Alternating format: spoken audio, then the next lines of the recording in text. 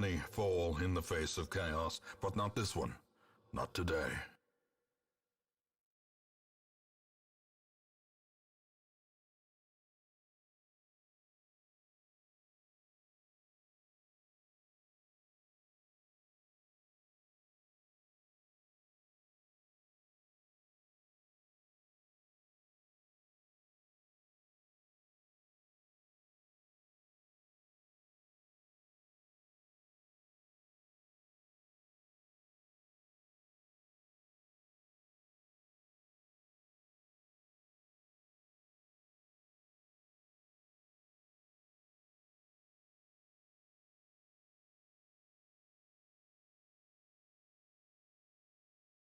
There's going to be a little plug.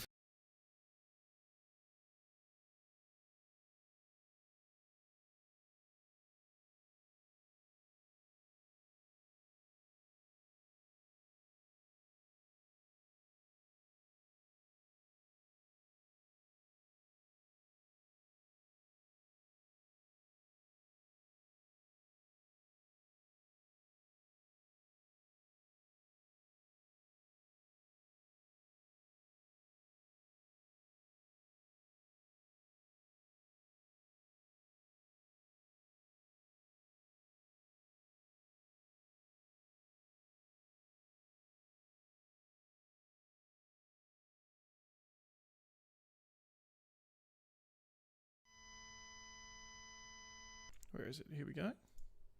We're here. We're live. Thank you very much, Aaron, for Yeah, the sub. yeah, nice. So can I point out that you guys had me double fist and black oozes when I have darts? You could have just had him throwing darts at them. Yeah, but like, what's a dart going to do to an ooze, mate? Have you ever thrown darts at a cake? Nothing. Nothing happens. I mean, it kind of creates a hole. Although oozes would just fill the hole. Very, very small hole. Yeah. Well. No, you did use your spectral hands so that you didn't burn your hands when you attacked them. That was actually Very a good. concern. Pauly's dagger, I believe. I only have one now. I can't. You still have both, but one of them is pockmarked Pockmarked. with acid and does less damage and is less effective. Nice.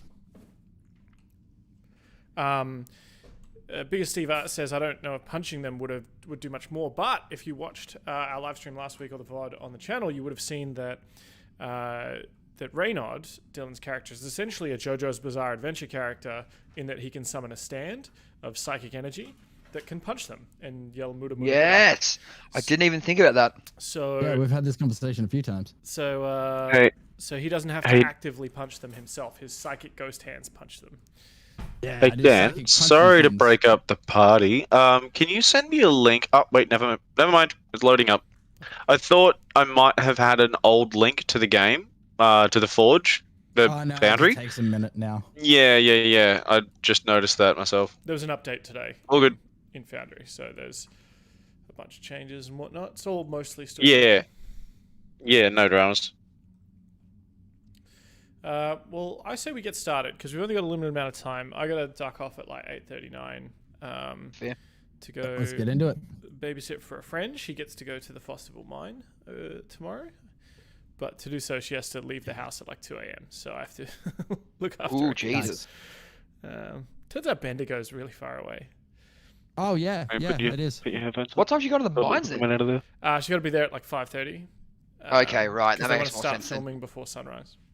Right. So Dan is actually going to be doing some Daddy Dan. That's right. Nice. Where's this? Through the phone. There he is. Thorendir. Cool. All right, let's pull us into the game. Previously on Tatts and Tarrasques, the party had been making their way through the Underdark of Blingdenstone, where they were meeting various Zefneblin, the deep gnomes of this area, and learning about a bit of a oozy threat that was coming upon the city. Oozes and gelatinous cubes and puddings of all sorts have been making their way through the city to somewhere called the Pudding Court, hosted by a being calling themselves the Pudding King. Love me a bit of pud. And Love me a bit of Christmas pud. they were tasked by the Digamatox, members of the Blingdenstone Council, to go out and eradicate or fix the problem of the Goldwhisker clan, deep gnomes that have been infected with were-rat curses. And one of the councillors didn't want them coming back into the city. However, the Tatts forged a deal with this clan of were-rat gnomes to they would help attack the Pudding King and help save the city in exchange for a seat on the council. And they were able to negotiate this and kind of big ups the Goldwhisker clan and get the council to agree. Now the council would has sort of convened for war, and there's a number of tasks that need to be completed if you want to have maximum effect in the Battle of the Pudding Court. Also, though, you don't necessarily have to do all of these. It's just all of these tasks that the council is setting you will, of course, make the eventual battle that much easier, as you'll have more support from the rest of the council. The Goldwhisker clan are already in. They've been convinced to kind of be the vanguard to go ahead and fight off some of the oozes to help you get entry to the place. The Stoneheart Enclave was asked if they could provide earth elementals to aid in the fight. However, Gurnik Tapfinger says that with Ogormok's Bane still lurking around, any elemental brought to the battle runs the risk of being driven insane. You had a conversation with them, and they said that, look, if you could cleanse the Steadfast Stone and banish Ogormok's Bane, then the Stoneheart Enclave can protect its elementals during the battle from this madness and use them to come to your aid.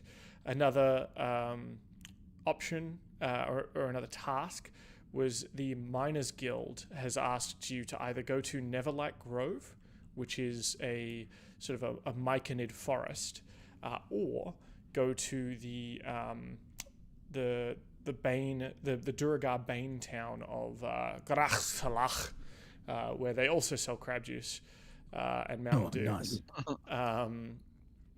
And trade with them for oils or weapons that can be protective from the ooze's acids. Also, the Sparrow Warden Jadgar was one of the spirits, has asked you to go around the town and kind of ease the pain and suffering of long lost spirits of the deads of Neblin. Now, I asked you ahead of time what you were going to do, and the answer was that you were going to make your way to fix up the Steadfast Stone. Is that correct? Yeah, I think that was the goal. Duragar. Yeah. After that. Cool. Assuming you still have all your arms and legs after that. Yes. Cool. So you're pointed in the direction of the Steadfast Stone. It's down in a part of town to the northeast called Rockblight. It's sort of in a sealed off area where no one goes down that way anymore. There's sort of a lost part of the city that was attacked by Drow. The original battle of Blingdenstone generations ago, and they sealed it off, and no one sort of goes that way, and it's considered to be incredibly dangerous. The elementals in that area in particular can be quite dangerous. Ogormok's Bane seems to be quite prevalent there, but the leader of the guards leads you through the city. A cynical Zerfneblin named Sark Axebarrel, and he says, "Oh, okay, yeah, you're heading out to Rockblight. Well, I mean, good luck to you. Do you have any letters you want me to write to your next of kin or anything like that? Anything you want me to pass along if anyone comes looking for you? Because this might be the last time we see you." Nah, it's okay. Well, I've got plenty of kin, but they don't exactly have mailing addresses. Okay, well, I'll just tell them that a big bear boy came through here. He was very, very brave and went off to his death proudly. Oh, I'm actually the youngest, and therefore the smallest of my kind. They're a lot bigger than me. He says, I say that whilst like towering over all of yeah, them, I suppose. especially the gnomes too, right? How tall is a gnome? Like 2 feet, 3 feet? Probably like 3 feet. Oh, Like shorter than about the a- size where you can punch them and they would fly. Puntable, yes. Puntable size. Puntable That's a size, fair yeah, puntable size. I could move them with Mage Hand G'day, quite Aaron. easily. Oh, Hey, g'day. Lewis. G'day, bucko. How you doing, mate? Yeah, good man. Just got to move some nameplates here. There we go. Bloody Discord every time switches you all around. Everton. So we've just got the best boy, the heir to the Grimsbane fortune, has joined us. We're just recapping and sort of figuring out where you were going. You're just sort of walking with Sark Axsparrel, who has been telling you that if you have any letters to give to next of kin, you can give them to him, as you are most certainly leading yourselves to your doom by heading into the part of the Blingdenstone known as Rock Blight that has been sealed off for many years now. He does say as well, there's drow out there, there's crazed elementals. There's even rumors of a Medusa.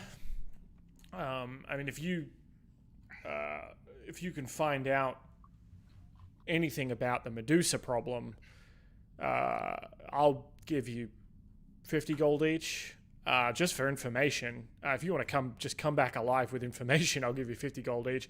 If you can actually bring back proof that she's dead, I'll give you this diamond. He holds up a diamond that Thorendir, you easily eyeball as worth 1,000 gold. Make it 2 diamonds and you got a deal. I'm shaking my head in the background. Oh, I'm serious. Was it a diamond, did you say? 1 diamond for one Medusa head, I think, is a fair trade. Oh, No. Two diamonds and you got a deal. He says, "Look, I'm offering 50 gold each for information, mate. I'm giving you the best deal right here." Right, fine. You haggle me down 1.5 diamonds. He says, "Look, you bring me a Medusa head. I'll give you a diamond worth 1,000 gold, and I'll let you keep the Medusa head. Can't say fairer than that." All right, how about this? Diamond, 1/4 of a diamond, and the Medusa head. He says, "How about a diamond, a sapphire, and 2 rubies?" And a Medusa. 3 rubies and you got a deal. Oh my god. All right. He reaches up to shake your hand. Yeah, and I shake it back. Yeah. that was well played there, Paulie. It's been a long time since I've seen that struggleish debauchery. We haven't haggled very much since been here. We've been on the back foot, but the old monster slap and slop. Now that business is good. Well, we need, don't get me wrong, we need a bit to get everything set up, and I don't know about you, but I've been throwing a lot of copper around, so I need some. I need some more to get some more copper to really get this party going once we beat the Pudding King. We're already getting the ship built for free. Repaired. Well, you could say built. It is. I wouldn't even say a ship at this stage. I don't even know how it's still in water. Do you remember how expensive the surface is? Every penny counts. But yes, everything now is just pure profit. It's all Absolutely. done for me. Actually, yeah, how much are the rubies and the sapphires worth? I don't even know. You'll see him when you see him. They're gonna be tiny little fucking specks.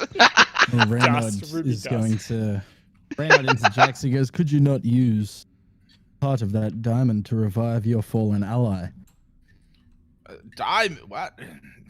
Who would spend a diamond? The majestic things. Which fallen ally are you talking about? Ymir? Could we not try to revive Ymir is technically undead. Yeah, he's but not really technically, dead. Undeath would still. I don't know how canonically it would work, but can you not use? Could there not be a way to revive? Because he is technically dead, but not dead. Could you not use a diamond and what did- revivify to? Yeah, what did the party tell Reynard when they came out of that temple, by the way? did True, they say that he Do I became know? an undead death? No, knight? we had like a full funeral for him. So, but does Reynard think he's dead, or does Reynard think he's undead? No, I believe we would have told the story of the crew. Okay. Didn't we blow up his ashes? I distinctly remember us His whole blowing up body, his his ashes. whole body, like his whole body. We blew up a His we body's blew up gone. we blew up like a barrel of rum. Yeah. Oh. His body's Yeah, off his walking body around is- somewhere else. Correct.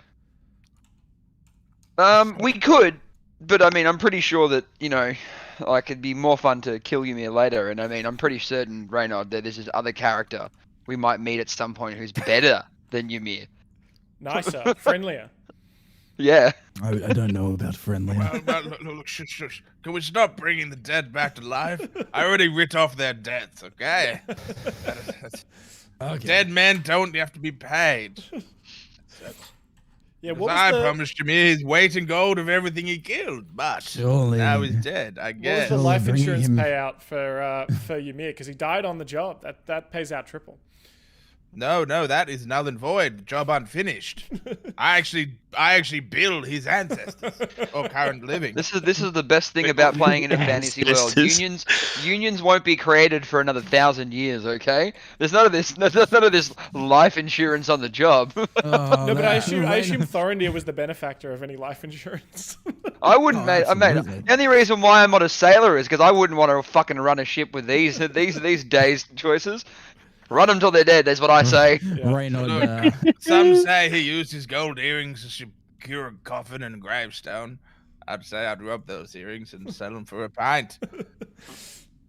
Reynard then just puts his hand up quietly. We have unions in the planar areas. And that's where they're going to stay.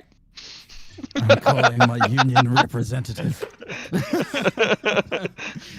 Reynard puts his thumb and his pinky to his up like a phone. Well, yeah, I really want to know. So looking at my camera, and you, everyone at home, if I said to mime making a phone call, is it thumb and pinky, like that, which is, I assume, what Yes. Dylan's mentioning? Oh, Is it like yeah, that? correct. It's a shaka. It's a shaka. Is it like that? No, kids do this now. Kids do that now. Kids No. do that. No, it's a shaka. That don't exist. That don't exist no more, bro. Oh, it is Not a even shaka. in sign language. I don't care. I'm old as fuck. I'm still keeping it with the shaka. Yeah, no, I'm with Dylan on this one. Like, for once. Yeah, but we're it's, like, it's definitely the that's shaka. because we're all of a weird generational point. Bro, Okay? I'm gonna be shocker until the day I The die. fuck but do you it's mean not weird for the generational phone point? We are. No, we are that's at a weird millennials. generational point. Millennials are a weird generational point, mate. We are. Yeah. We're not old school, but we are new school. We're boom you know? millennials. Yeah. What are you talking about? don't We're say that. grandpas to kids these days. And you It's fucking- fucked. Let's I- continue on as you are continuing on, passing through these parts of the city. Yeah, definitely just gonna remove that union talk. Like, we're getting the fuck away from that. You pass through a section of the cave that is fortified with barricades and defended by 8 gnomes and 4 cave badgers. These sort of underground, they look blind, like sort of like giant moles, and they stand guarding a massive wall, sealed at either end, or sealed with a locked door. They let you pass through the barricades into an area beyond after a sort of a nod from the captain. He waits there at the barricade though and just points you through to continue on. You notice that he doesn't continue. Now, was this the way to the elemental shit bullshit, the ghost bullshit, or this Elemental. is where you're gonna sell me to the Grims? Elemental. And then we're selling you to the Grims. It'll be a cold day in hell when I forgive you there, Pauly. We're not gonna sell you to the Grims. Don't worry. So the We're door, gonna sell him when he's asleep. they start I pulling whi- I on whisper- chains, I whisper. chanting, and the doors just start like creaking open. Beyond is sort of an unlit corridor with another door at the end, and you're sort of motioned to go through. Once you enter, the door starts closing behind you and closes with a big thunk. and there's a moment of silence before you start hearing through the darkness the grinding again of a door, and the door in front of you opens into the gloom. Those of you who can see in the dark can see that the corridor continues on to the left and right, but it is pitch black past this point. Okay. Can I do a perception roll with my nose? You certainly can. I'll chuck me goggles on. I have to do it from D&D Beyond. Hang on a second.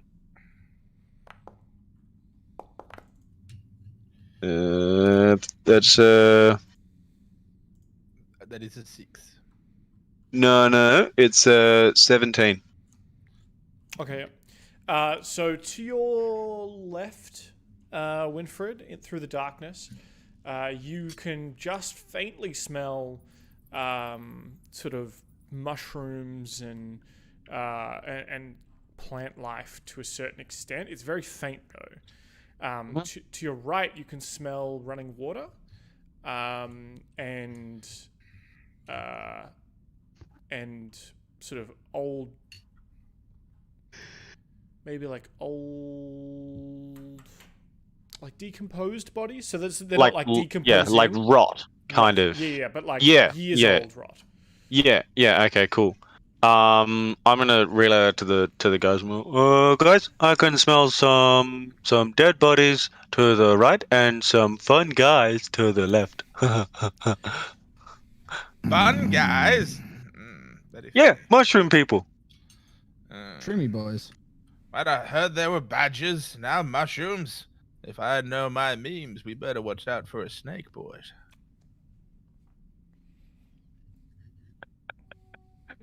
Oh dear. Well, that was funny, boys. That was funny. That was fucking good.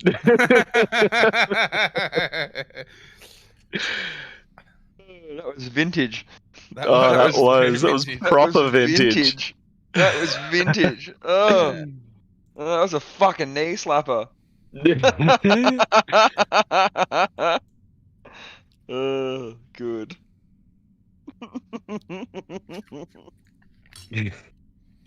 So what do you do? He's having a good time. Are we in like a map area, or is this just Flavor Flav? This is just the Flavor Flav. The Flavor Flav? Thorendir sort of, being a man of some modest magic. Modest being he's the most humblest in the world. You're great at Can you humility. sense anything? The best I've ever seen. Definitely the best at it. Gandhi's does a he little sort of bitch sense compared to any you. sort of, Yikes. any underground spirits or faint traces of any magic, as some would say? Is it called magic in this world, or is it? Yeah, it's magic. Your magic? Yeah. So you Or Arcana. yeah. I assume you want to check of some sort. Yeah. Give us an Arcana check. You train. You're sort of half trained in everything, aren't you? Yeah. Well, that's a 4. That's a 4. Bard. boys. He went to the fanciest like dwarven like middle school ever. No, music school. He went to the Juilliard for dwarves. If it ain't proficient, Yes. it's half proficient. You sort of get a feel on the wind. It's hard though because like this area's damp and chilly. Sort of there's pools of water and sort of some small streams and things like that in these corridors. It's very clammy, very cold and clammy. You think a good dwarven brazier forge job would like heat this place right up, dry out all this dank cave. You're a little bit distracted. I mean, you could absolutely feel out any magic if they had proper ventilation in here, for sure. This is not your fault. This is theirs. The cave's too dank, is what you're telling me. Yeah. Dank caves. But If only Tally was here, he'd love it. I mean, Tally technically is still. He's just in his map in the map case that I've got. Yeah. No, he's up on the ship. He's a flag, isn't he? That's right. Oh, yes, yeah. sorry, Yeah. he is correct. Yeah, those gnome engineers fixing the boat are going to get an interesting awakening. Yeah. All right, which way are we going? Going left or right? I mean, I vote we go left because I have a pretty good rapport with the Myconids. I thought we were going to the elementals. Yeah, we would are. like to go see That's the where we are, isn't elementals. No, Yeah? no, elementals and the Myconids are different, mate. Oh, no, I thought we were in the place. I thought we went Different to the paths. place where the steadfast stone is. Different paths. Right. We're going there. Yep. Okay. All right.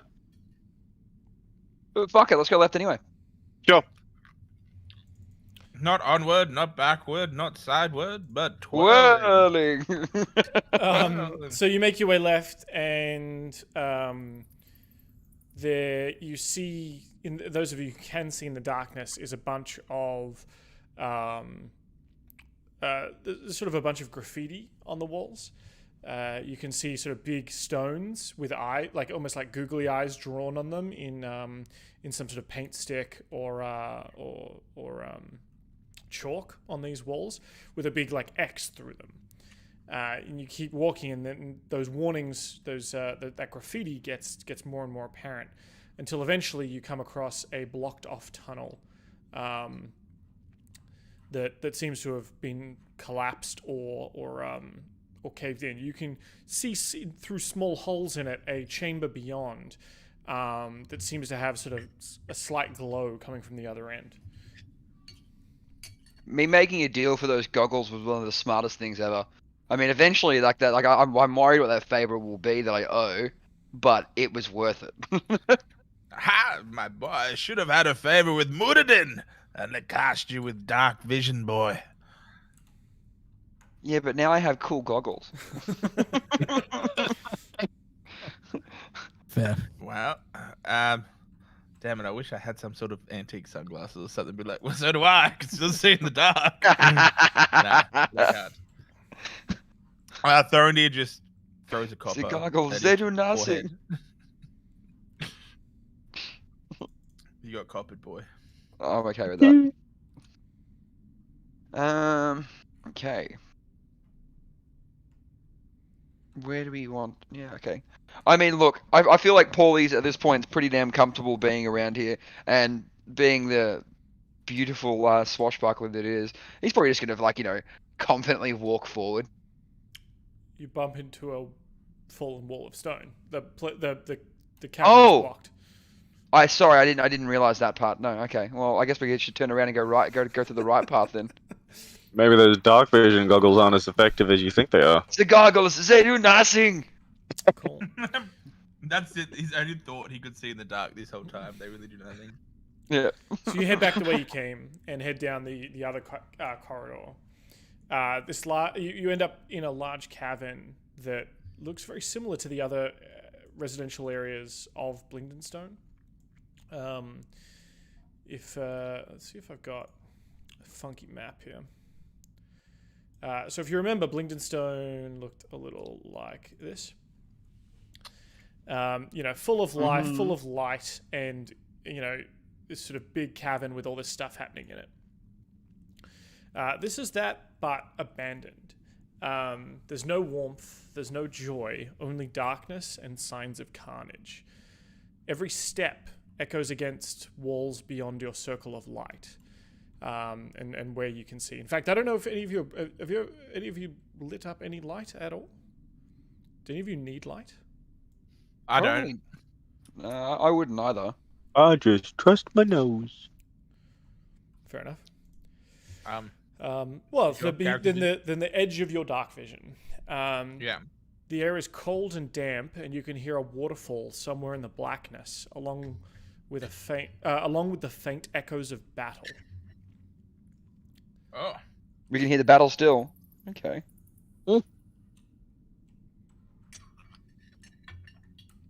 Well, lads, I hear the sound of battle. Maybe a Medusa could be afoot. Get that diamond, eh? Oh, but it's not that Demogorgon. Did he follow us here? I don't think the Demogorgon would concern himself there with mere mortals like you. Maybe the deity, prince, man who may indeed claim the Grimsbane fortune. But, nonetheless, I doubt it. Okay. It is no. I'll take your word for it.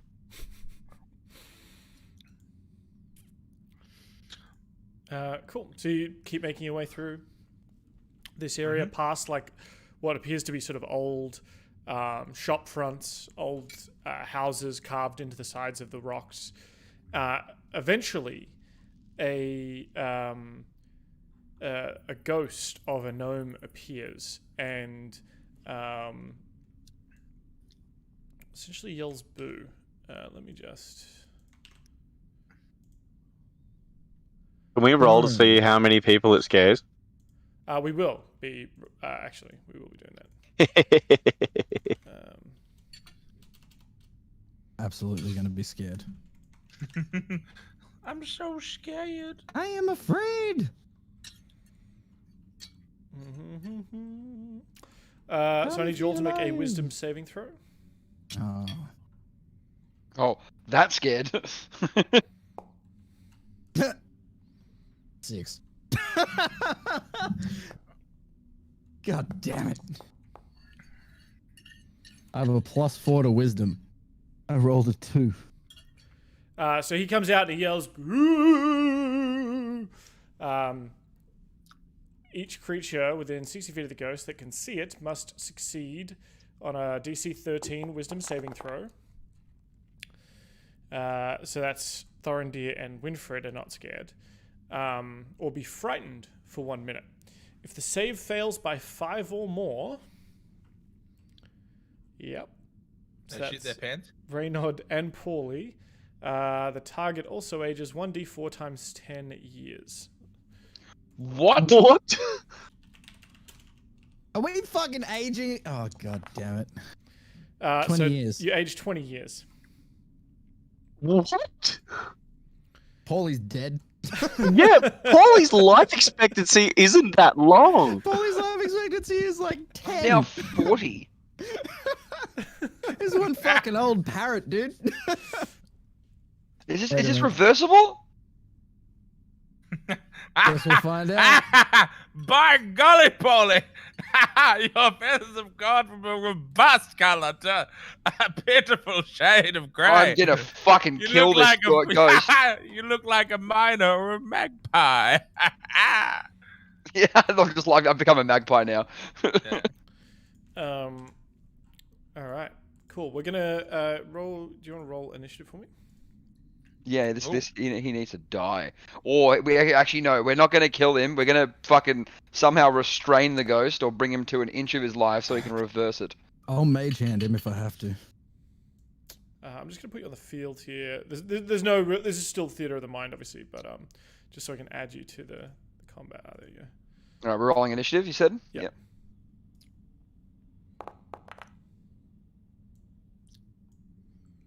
God damn it! I'm slow in my old age. What are you talking about, man? We never get a +10 in initiative, bro. Oh, I do okay in that. 17. I got +6 to initiative. Yeah, but I have the worst. Rolling initiative now. Are you guys fighting a ghost, or are we all fighting a ghost? We're all fucking fighting the ghost. It's aged.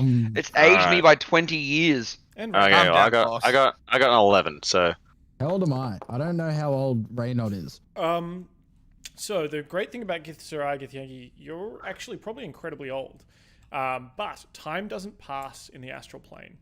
So you may have spent hundreds, maybe even thousands of years in the astral plane, not aging, but still like having experiences and mastering skills like your incredible diamonds are unbreakable stand. But True. you have now aged 20 years in one fell swoop in the physical realm. So, fuck yeah, now. yeah.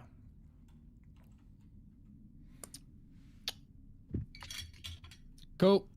And before we continue, Paulie, you asked me if this is permanent. Give me an Arcana check or a Medicine check, please. Yeah. Try and.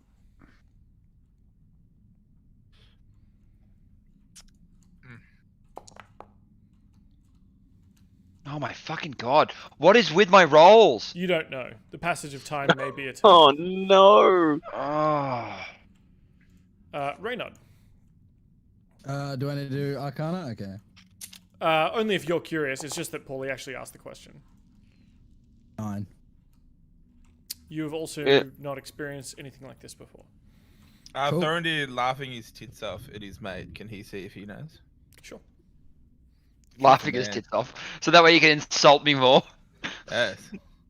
But don't tell them. I just want to know if Thorendir knows. All right, can I do an assisted Arcana check? Like, can I just like add mine to theirs? You can assist him. I'll let Thorendir have advantage if you're giving him some assistance. Yeah, sure, absolutely.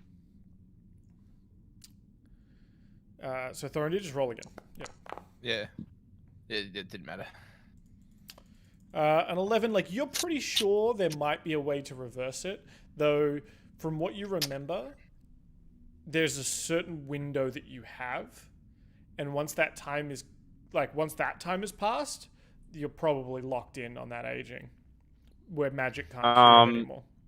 Since I'm assisting him, could he find out what kind of magic, considering like my magic awareness? The assistants gave him advantage, and based on the 11, I'm giving him a little bit of info. Okay, that's fair. Full amount. That's fair. That's fair. I was hoping to try and get a little bit of magic awareness out of it, but no, that's all right. So I got gravy on me. Thorendir, laughing his tits off, puts his hand on Paul and goes, "Ha ha! Don't worry, lad. Fixing time is not an easy thing. But the longer time passes, well, it gets harder. So I guess we got to kill this ghost." Basically, what he is saying is we need to get you fixed, or else you're going to die. Yeah, I've already surpassed the life expectancy of the average Aaraockran, so. No. We might actually need that diamond after all. Yeah. But he'd be I'll be back resurrected in a as an second. old man. I can die. Hey, he'll just die again of old age. Immediately. Paulie, dies could you of roll old for arthritis, please? It's like Guru in Namek. Like, they've revived him just so he can die again. Die again, yeah. I don't know. What is the maximum age of an Aaraockran? Like, not that old, man.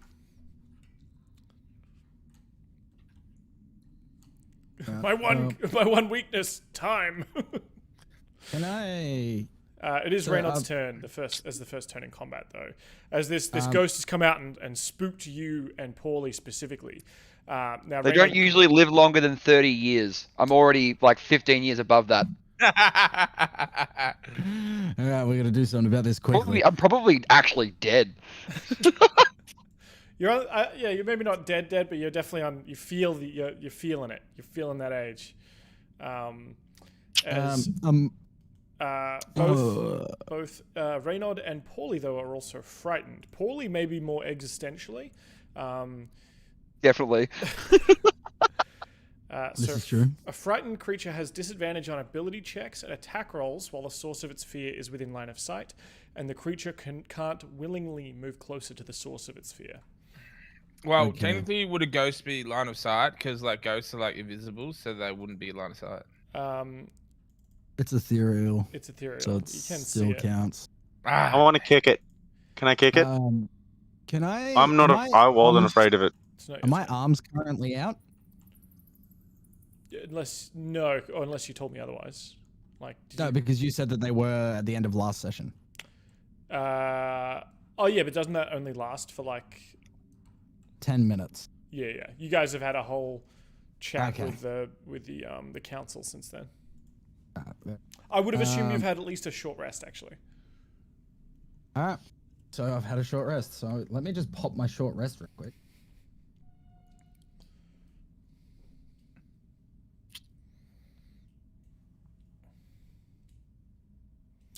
I do believe your psychic arms give you extra reach as well, so I would allow, Yes, if you're going 10 to pop feet. them.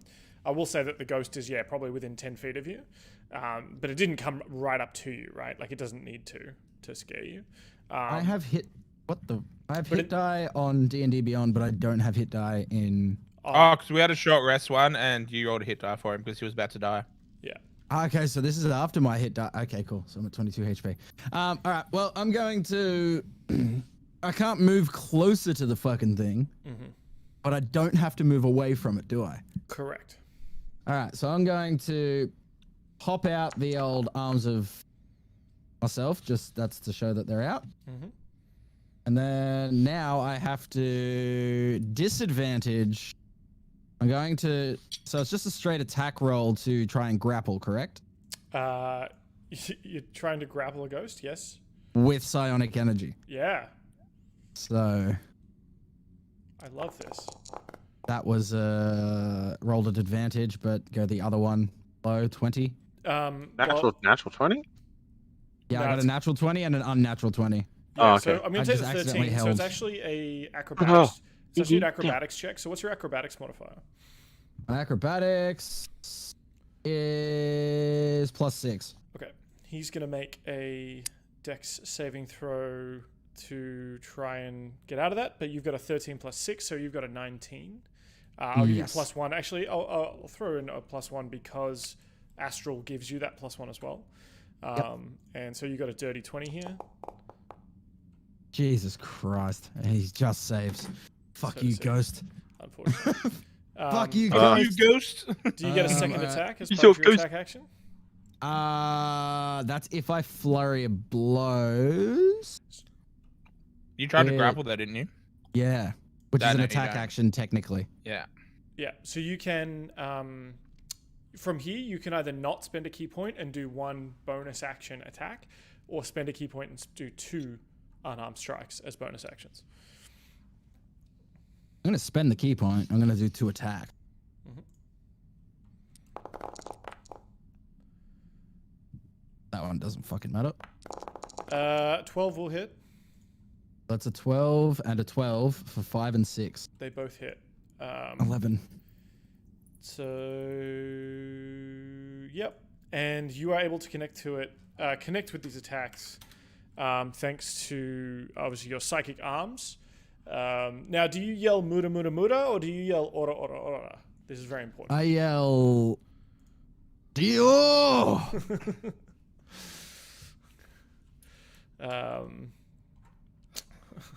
That's so good. The ghost, the Zifneblin ghost, screams in horror and fear at you this time, and starts flying away towards the houses. You're going to get an attack of opportunity. Oh, I'm definitely going to take that attack of opportunity. Oh, Jesus Christ, that's an 8. Yeah, that's not going to do it. The ghost sort of starts fleeing, floating through. He yells, "They're coming! Everyone must hide!" And flees and starts flying away. And you see it duck into an old burrow, like a house. Can't wait to set fire to that fucking thing. Whose action is it? Pauly.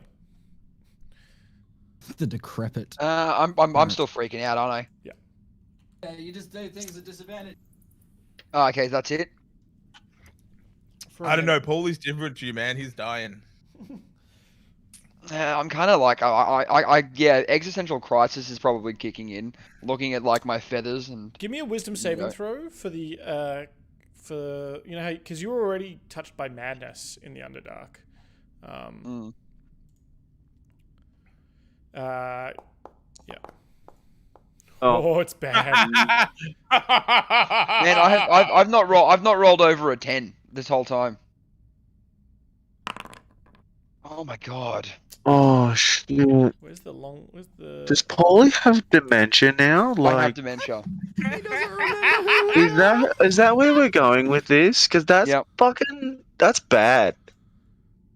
Let's hope he doesn't get the other word that starts with D, and is a lot more shitty. Okay. Directile Roll me dysfunction. Roll me a D100, please, Paulie.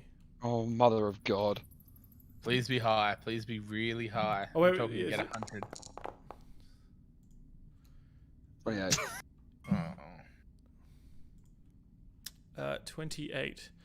Aha. Okay. So, I'm gonna send this to you in Facebook chat. Oh no. Oh no.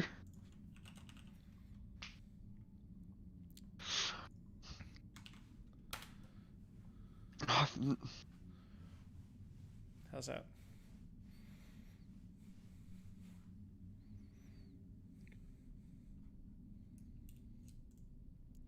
Oh god. Right. Yeah. Perfect. Done. And, this is gonna last. No. Well, I mean, it might last the entire rest of your life, depending on how much life you have. D10.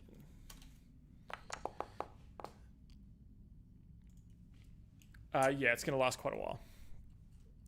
How long's a while? Probably 3 or 4 days. Okay. Okay. Oh no! Cool. While Paulie has an existential crisis, I think that's your whole turn. That's absolutely my whole turn. I need to figure this out. And we go to Winfred. Get no pressure. I've just got dementia. This is amazing. Oh fuck me. All right. I want to. What do I want to do? Is Reynard holding this ghost still? No, the ghost ran got away. I just punched it a couple The ghost got times. away. Run away Okay, and, cool. And you saw it go through a door, or like through an opening of what could be a house, and just go inside. After yelling, "Oh, God, they're coming! Everyone hide!" Okay. What I want to do is I want to use my magic awareness. To see if I can spot if there's any more ghosts around, so we can be aware of them. Mm-hmm. So let me just find my. Where the fuck is my magic awareness? What the The hell? last place you look. Yeah. It's the last Thanks, place mate. you look because you stop looking once you find it, though. I know it's always the last place you look. That's why Yeah, I no, keep I looking can't- after I find it, just to fuck with it. I can't. I can't activate my That's fine. Just mark it. Off. my magic That's awareness. fine. Well, okay. I'll mark it It's off. okay. There we go. Two's a big. Um, I messaged you, Dan. Have a look.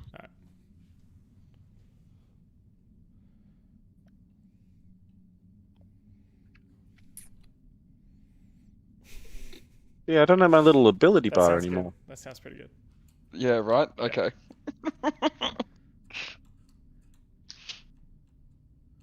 Because it's like, yeah, your mind's sheltering itself, right? Yep. Yep. Yep.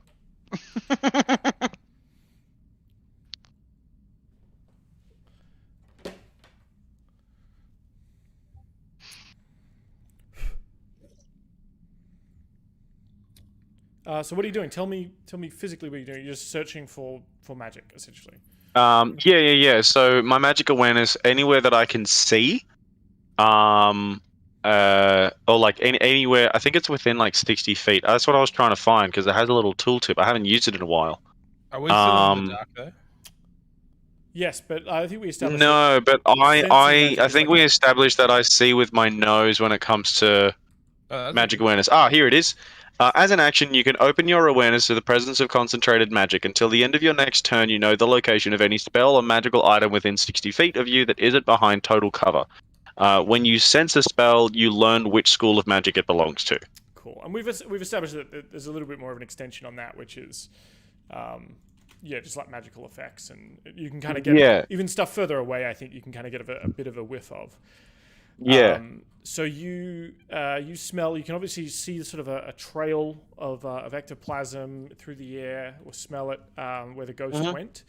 You smell there is some sort of concentration of magic, probably illusory magic, where the ghost went. You don't smell any other undeath, necrotic, ghost-like stuff nearby. You do smell though.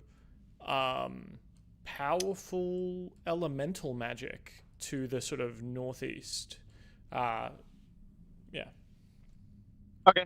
I'm gonna say to the boys, I'm like, I think I can smell where that what was it called? The standing stone, the very fast stone, the steadfast stone. The steadfast stone. It's over there, and I point to the north, northeast. Which on the map is down and to the right. Yeah. Cool. Sweet. So do you move at all? You just watch the ghost go? You guys just leaving the ghost?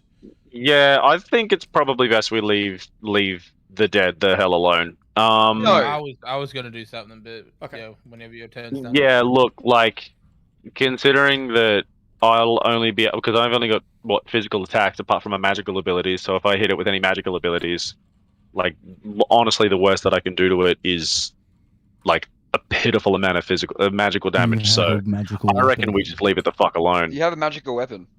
Huh? Your weapon is +1, so it's magical. Yeah. The fuckbringer Okay. is full of magic. Yeah. Yeah, absolutely. So is my Talon. I don't know what you're talking about. Okay. All right, fine. That's all right. I'm gonna. In that case, I didn't realize I could hit it with my fucking magical weapon. I'd like to go into a rage. Yep. Pretty please. I'm gonna roll for rage. Vines. Flowers and vines temporarily grow around you until your range ends. The ground within 15 feet of you is difficult terrain for your enemies. So what is the terrain around us like? Stone. Stone Just and rock. all stone? But Okay. as you walk around, sort of vines come and crack through the earth and break it open. However, as you move, the areas where the vines no longer are seem to reforge themselves as full stone again. Okay.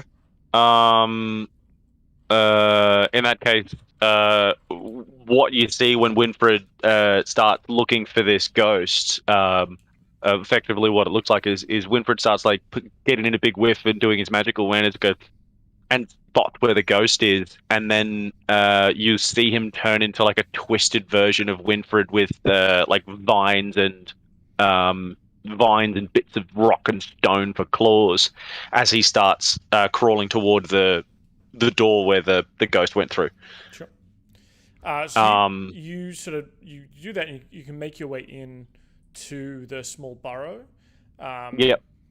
Inside, you see a stone bed and what appears to be a small skeleton trying to reach under the bed. Right. Okay.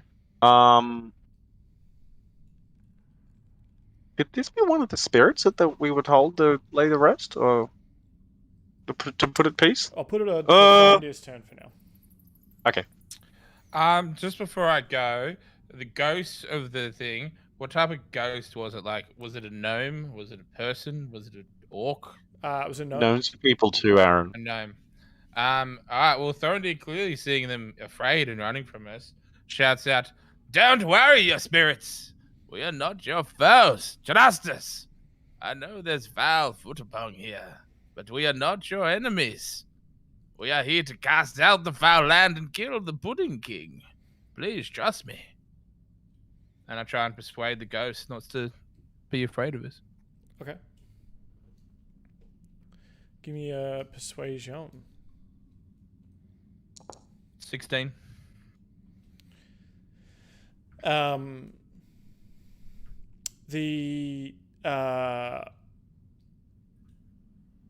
head of the ghost appears from under the bed, Winfred, where you can see, because you're within that little room, or you can feel, I guess, with the magic, with your heightened magical senses. And the gnome comes out and says, "You're not Drow?" No, my friend. Far from... Well, I'm not there, I guess, am I? Did you stay where you are? Well, I assume I walked after the Okay. ghost. I went with Winfred. Sure. Yeah, so you both see this then. You see the gnome. Yeah. Yeah. We are not your foe. We are not Drow. We come to conquer. We come to cleanse this land. Cleanse this land of evil and foul things. Come, my child. How could we help? You have to hide. The Drow are coming. The Drow? Where are the Drow? They mean to kill us all. I'm so scared. Wow. Thorendir, what's a drow? A Drow is like an evil elf. Okay. We fought a Drow. Did we? There was that thing that turned Spider into guy. a Spider-Man, and then we killed him. Oh. And then I was thought dead. I thought he just got sunburned. No. We smited him with our vengeance. No, holy wrath. It sounds better. We ran a poll back in Grimsbane. And you can still hear what sounds like the echoes of battle outside. Mm-hmm. And the ghost kind of looks up and is sort of panics and says, "They're still out there," and then sort of ducks down through the stone underneath the bed. Indeed, we will save you from this blight. But in return, Ghost, I know you can still hear me. You will heal my friends from your time magic. We will go, Winfred! And I point out the door. Winfred starts like shuffling off his magical form, and it falls into like sprouts flowers, and then starts falling off of his body like flower petals. It just goes. You can still smell, though, Winfred, there is some other kind of magic beneath this bed. Thorendir, I can still smell magic under the big stone bed, if you call that a bed. Doesn't look very comfortable. This skeleton was under the bed. Are we talking like person skeleton or like gnome skeleton? And it wasn't under the bed, but it was like halfway to the bed and like reaching out to under the bed. Thorendir, I don't think I can fit under there, but you're smaller than me. Do you want to try and see if you can get under there? Yeah, Thorendir pops to squat and has a look under the bed. Underneath the bed, you Boom! find... Under the bed spiders. At your face. Fuck! Speaking of, did you watch that video of Benedict Cumberbatch doing the poem about Lolth? No, I haven't. No? There's a scene in it where like he's saying that her spidery children will like you'll feel her spidery children's legs all over your skin, and that's how you know she likes you or something. And then it has a picture of the animation of a baby and then just dropping tiny spiders on a baby. What? The giraffe fucked up. Wait, does Benedict Cumberbatch play D&D? I don't know, but they got him to do this has a promotional fantastic video, I guess. voice. I think it's a drow lullaby, and it's talking about how like Right. it starts off very sweet, like, oh, rest your little head and da da da da, and then it starts getting really fucking dark. I'll send it through again tonight. Anyway, the under the bed, Thorendir, you find what appears to be a small hidden compartment. When you pop it open, the compartment is mostly inside is a mostly rotted pouch, but you know what doesn't rot? Gems, and there are 6 gems inside. And as you pull them up, they clink on something, and there is a potion inside as well. Would I know what type of potion it is? Because I am a, connoisseur of liquids. Well, it looks empty, but as you move it, it feels full. Ah, yes, time juice. Boys, I know what this is. Would I know what kind of potion it is, like magic wise, like what kind of magic it is? You definitely can feel like school of illusory magic emanating from this thing. I don't know if you can actively see it, right? But you can smell the magic on it for sure. Thorendir, I can smell like illusory magic. You mean invisibility magic? Yeah, like that. When I sometimes go to the non-seeing Thorendir. Yes, of course. I can still smell you when you do that. You have a pretty strong scent on you. Well, yeah, I'm just putting that one out there, like manly musk. And we don't want to stand downwind of you, Winfred. Woo-wee! Oh, you get that. Oh, seen what you do in the woods after a meal. Jeez. Woohoo!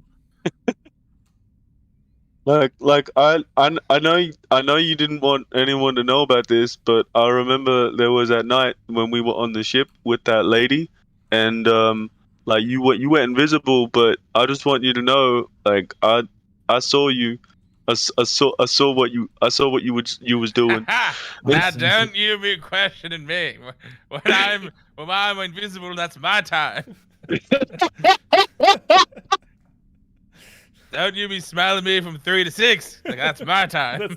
That's story time. That's story time. Right. So can you add that to your inventory, please? Yeah. What gems are they? Clearly 6 diamonds, yeah. 6 citrine. You think Citrine, yeah. Do you think they're probably worth 50 gold each, though? Oh, yeah. Where's my equipment? Thorendir and Winfred, seeing as you're in the room there, give me religion checks here as you sort of contemplate. A 2. I don't see Muradin anywhere. All of that. Oh, they could be. I don't know. I got 11. Yeah. Winfred, there's probably something comes to mind about, like an honorable burial or something to kind of cleanse something. But, like, you never really paid attention. That was always the class just before dinner at Shaman School. And so you were pretty distracted. You were, like, getting ready to bounce. Yeah, okay, that's fair enough. All right, cool. All right. I'm gonna feel like the true heir has woken up from his stupor of fear, and I'm gonna kick the door in of the room that Winfred and the false man are in. Sure. So this old bird kicks the door in, and the door kind of just falls apart and shatters. It's obviously made of like rotting wood, long since neglected. Paulie, you see through your night vision goggles a small gnome skeleton on the floor. You see a Winfred and a Thorendir pocketing something, I imagine, or not surreptitiously, I assume. You just sort of catch him in the final moments as he's putting stuff in his bag. Okay. Winfred, my boy! What is that thing with you? And then I look down at my hands, and why do I have feathers, aged feathers on my arms? This is not the look for the heir to the Grimsbane fortune. But don't you stay 1 minute there, mister. That would be me. Thorendir Grimsbane, heir to the Grimsbane fortune. No. I am the true heir to the Grimsbane fortune. You are obviously a pretender to the fortune of the heir to the Grimsbane fortune. Wow. Thorendir, just to put you aside for this one, bud. We did learn about this in Shaman School, and I think he might be a little like in the head. Like he might have a couple of like. Yes, of course he's a bit weird in the head. He's just copied my look and my style while I'm trapped in this stupid bird body. Well, the Pauly I knew would never say his body was stupid. He would say it was, well, I guess he would say it's pretty birdy. But that not to say that you're Grimsbane. If you were a Grimsbane, then you'd know the signs. And the handshake, and Mr. Burns. Whatever you do, Thorendir. Wait, Thorendir has like a feather in his hat, right? Yes. Okay, I'm just gonna like pick out I'm gonna rip out like fucking 10 of my feathers, and then put 10 feathers in my hat, and then be like, "Ha! See, I am definitely more Thorendir than you. I've got better feathers than you." I'm just gonna lean over to. I'll happily roll damage for myself for doing this. Like I am fucking crazy. I've ripped these out of my own skin. Like not even slightly. I'm just gonna lean over to Thorendir real quick and just be like, "Whatever you do, don't mention the war." I'm gonna give you no damage on that because the feathers actually come out really easily. They're practically falling out at this point. No, that's even worse. Yes. What has this goddamn ghost done to me? And I'm gonna fucking attack. I'm gonna attack this ghost. The ghost. You don't see the ghost. The ghost is gone. Don't I see the ghost? Gone. The ghost. Yeah. Oh, the ghost is gone. Oh, okay. All right. Well, I mean, I'm just gonna attack the fucking dead corpse that's there. Sure. I throw the skeleton at him as a joke. Well, you don't need to roll an attack for that. You just you get the rapier and Or stab it in its eyes. into the skeleton, so the eye holes really. Yep. Ha ha! Take that, you stupid corpse. Yes. I need to know what's wrong with me. Why am I an older version of Pauly? I mean, he's a very handsome bird, but I don't want to be him. Well, you see there, Thorendir. My name is.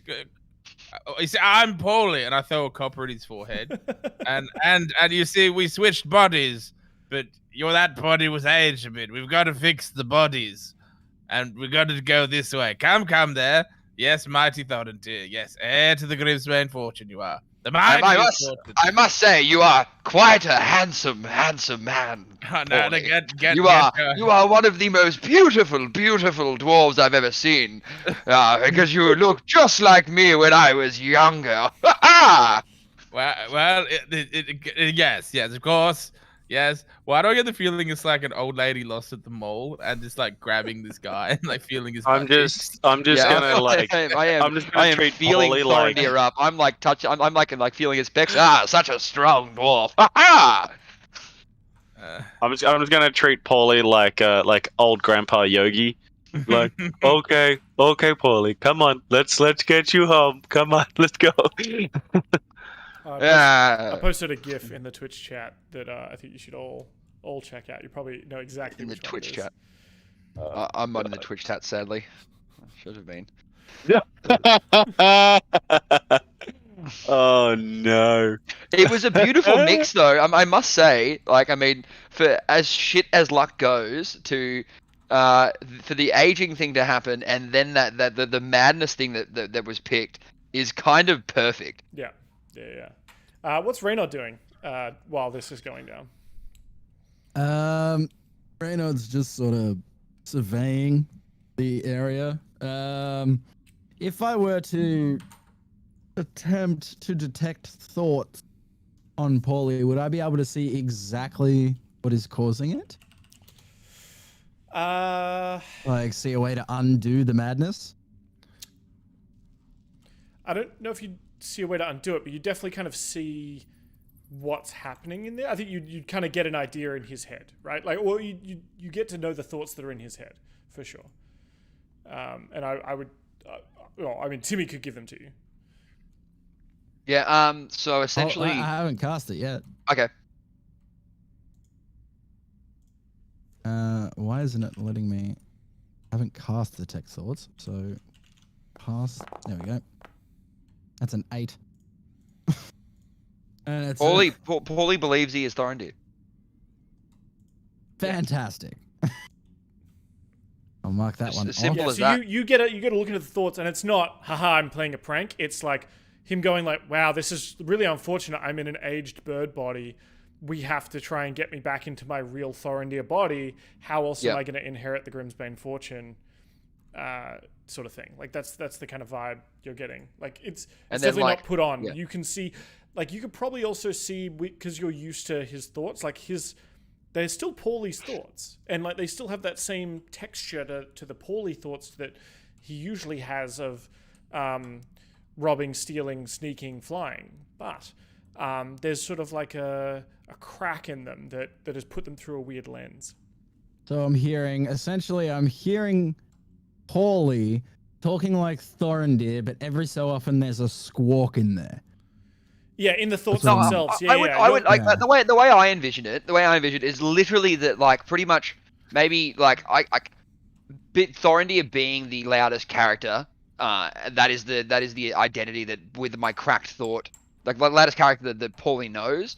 with my cracked thoughts, that is the person that I envision, because I can get that. But Paulie isn't really there. He's there slightly, but it's like a cage, you know.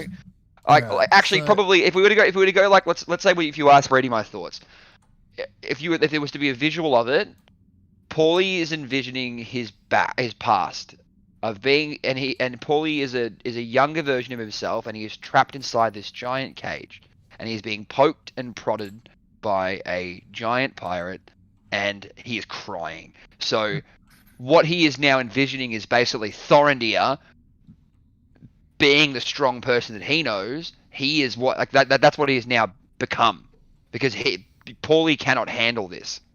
A role play within Does a role that make play within sense? a role play. Yeah, that makes yeah. sense. All right, so Reynard is going to. So Paulie is there, but he's not there. Yeah, so Yeah. you're getting like quite the image in your brain, Reynard, of like Yeah. because it's not like there's Thorendir's thoughts in here. It's not like Thorendir's actually in this body. You're hearing Paulie in there, but all the actual audible part is Paulie, but he's kind of like putting on a Thorendir affectation for sure. Okay, so I look over to Thorendir and just reiterate the point. I tried to get into his mind to see what's happening in there, and now I have a splitting headache. But for all intents and purposes, he does believe that he is you. So I don't know. Well, now listen there. I say we go and kill some drow. Works for me. Point me in the direction. Wow, you can hear the war going on. Let's follow that. Winford, have at them. Yes, We sir. need we need to fix this, my boys. I Yes. can't be trapped in this body. I need to get back to my supple body. And then I'm gonna like also squeeze Thorendir's butt cheek. It's so Supple. beautiful. It's so beautiful from this view. Why was there phlegm in that word of subtle when he grabbed my butt cheeks? Subtle. And why don't we have eyes on the back of our head so I can admire this ass at all times? Uh, Alright. Aha! So you head further north, or sort of northeast. Okay, wait, can I please add to that? I'll show you. Oh my god. How did I not know that the heir to the Grimsbane fortune and the fortune itself was these cheeks all along? Ha ha! And then squeeze them really fucking hard. I was about to say Thorendir. I mean, Thorendir goes and slaps his hand away and goes, yes, we've all played with the Grimsbane's butt cheek. No, the All butt played. cheeks of Grimsbane. We're playing Most with the famous. Grimsbane booty. Yes, it is known, the most famous booty in all the land. So Alright. just so I know too, so the ghost is gone. So the thing that's aged me by 20 Yeah. years, by 20 years is gone. Took off. That- Yeah, well, it startled us, and then it got scared and ran away, and then I I was like- said, I "Why are you punched running it. away?" And then Well, let's go look for it. Can we You just know- all respect the fact that like he aged and just got dementia within the space of like 10 seconds? Yeah. Well, 6 and- seconds 'cause it happened in one turn. Yeah. and yeah, Yeah. Essentially the drow are coming, and then I said that I know you can hear me, ghost. We'll kill these drow if you, and then you can restore my friends. And that was where we left off when you kind of came in. Yeah. So the ghost is still not visible. It seems to have gone through the stone under the bed. Under the bed, right. Okay, maybe we should go kill this drow so we can get it back. Alright. Yes. Well, so I take it we're resetting initiative order now. We're back to me. Yeah. Well, we're kind of there's no fight. There's no. further Yeah. fight. No, just in terms of like what we're doing. Sure. Also, well, how do I'm you going do the to- Thorendir voice so much? My throat hurts already. Usually, you gotta really just sort of keep it between an actual dwarven voice and Matt Berry. That's how you keep it. If Okay. you get a bit sore, go more Matt Berry. If you get a bit nasally, you pull Well, back. for the next 3 to 4 days, or until this insanity is treated. Ha Oh no. Usually, you speak like this, but then you bring it back down and speak like this, boy. Ah, I see what you mean. Ha ha! Okay, so which direction from where I'm standing does the sound of battle come from? It's actually coming Up from all where Aaron's around pointing? you, just outside your dark range vision. As you move closer to the edges, or like you get closer towards the sound, it seems to almost like move around you, and then you realize like there's a wall here. So like where the sound was coming from couldn't have been here because there's a wall. Oh. So, all right. Well, I'm going to just put it out there. I'm feeling a bit sickly, lads. We need to address that. I have no ways of remedying myself. But bring me back up to full, and I'll do all the punching you need. So that you find in your sort of explorations of this massive area, there's two main exits. One, there's sort of a staircase heading up, and then to the other direction, which is the northeast, you can hear the sound of running water. I'm going to say I believe we should go towards the running water, because if there is anything up those stairs, they have the high ground. And I don't want to deal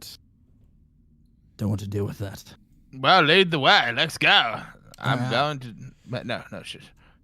Don't get other Thorendir excited. Just let's keep walking. Well, yeah, I'm going to make my way to the northeast, towards the water? Sure. Yep. I don't know because the grid and stuff. Yeah. No, but cool. Yeah, we're going that way. Yeah. It's down and right, essentially. Yes. But let me I'll set go up to like here. where we're at.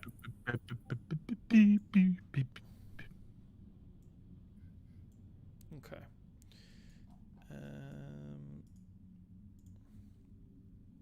Let me do that. How's that? Very nice. Except the the lines on the map don't line up with the lines in the grid. It's slightly off. You just have to bear with me. Yeah, that's fine. It's wide. I don't know. Mind. I don't know what you're talking about right now. It might be going senile by aging 20 years. I'm fine. I spent all that time in the astral sea. How's this? Well, it didn't do good for your complexion. Oh, my complexion is fine. What are you talking about? Look right. at me. I have a fine greenish golden glow. I don't think any creature. Sorry. A shallow, swiftly flowing stream bisects this cave. In fact, you've probably come in from sort of more like this angle. Crystalline formations sprout from the floor on both sides of the stream, and a rough-hewn staircases at the back of the cave climb 30 feet to a barren stone ledge and beyond. Now, I believe... each of you can see in the dark for about 60 feet. Or those of you who Yes, I can. Yeah. So you can kind of just make out the edge of a staircase down here. And what appears to be sort of a pool of water in front of you. And you can hear the water sort of crashing down. Not from a crazy height, but there's obviously water filling this pool, this cave. You do see further up the stairs what appear to be sort of small glowing lights, perhaps made by something luminescent. You see the light kind of glowing, bouncing off, the roof of the cave and so on. Wow, lads. Did the sound of battle get louder? No, it gets quieter, in fact, as you move away from the sort of district that was where the houses were and stuff, and more out of the cave. The sound of battle grows faint. In fact, you can only kind of just hear it behind you, outside your vision, whereas in front of you, all you can make out is the sound of water.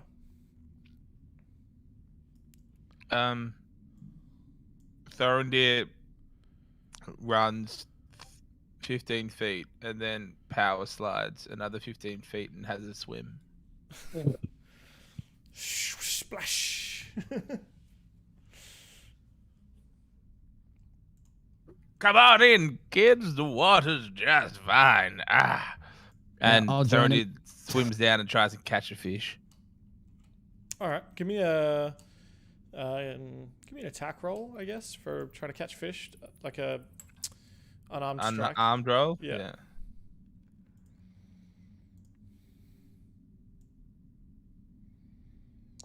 Does a 16 get a fish? Yeah, sure. You Yeah, baby. you sort of dart down with a hand and come up wriggling with an underdark ghost fish. Boo! Yeah, No, I'm just and- kidding. Pauly will surely die. Pauly turns to dust. Next minute, Um, the fish busts open and spiders come out. Fuck! Winfred's gonna follow suit. He's gonna go, "Oh, fish! I'm starving!" and just starts bounding toward the water. I'm gonna try and catch a fish as well. Mhm. Actually, better. Can Thorendir, as Winfred's running into the water, can Thorendir throw the fish at him? And like Winfred, like Bear eating the salmon coming up on the hill, like Yeah. tries to like grab it as I throw it at him. Absolutely. I mean, I don't see why not. Dinner Um, time, Winfred! Ha ha! He doesn't even touch the edges of his mouth. He just swallows it whole. Decrepit Paulie's just going to like basically just like complain about his joints hurting him and then just kind of sit down and really not sure if he's going to be able to get back up. What, your hollow bones have become even more brittle. Yes. Yeah, that raises an interesting question, and we may get to it this session. We may not. Yeah, I'm not really sure if I can fight. I was gonna say fly. Do anything, I would say. Especially if you think you're Thorendir, you. Well, no, like at my age, yeah, correct. At my age, I probably couldn't fight at all. At his extremely advanced age of 40. Yeah, no, I'm over. I'm definitely like I'm 10 years older than the actual life expectancy of an Aaraockra, and I am Yeah. fucking decrepit. You should be dead. Yeah. What are you talking about? You're Thorendir. We can live to like the rapid age of 300. Yeah, we need to put him in a shoebox. Oh no, but Guys. more or less, but my body is fucking like, No, yeah. I've shrunk. I'm probably like 4 or 5 feet at this point too. You know what I mean? Mentally, Like, he's got his wits about him, but physically, he belongs in a shoebox under the stairs, in the dirt. He's just Winfred, got like an oxygen tank attached to him. the remainder of that sort of sensing elemental power, you can definitely sense the strong elemental magic coming from up this sort of the source of this stream.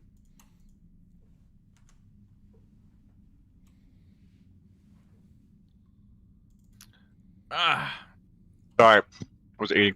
I'm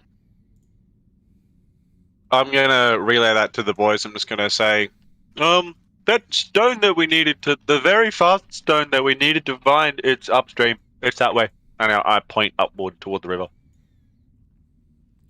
Well, once again, come on in, lads. The water's fine. And, Thorendir's just a backstroke and just with his, Winfred's doggy paddling Yeah. up the stream.